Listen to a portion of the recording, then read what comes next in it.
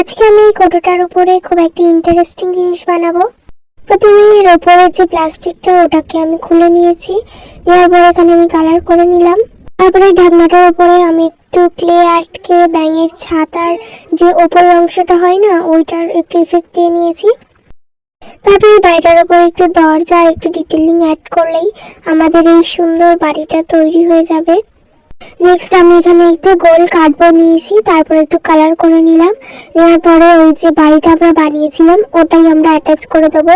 দেওয়ার পরে আমি এখানে একটা সবুজ ক্লে নিয়েছি, নিয়ে অনেক লতা পাতা বানিয়ে নিলাম।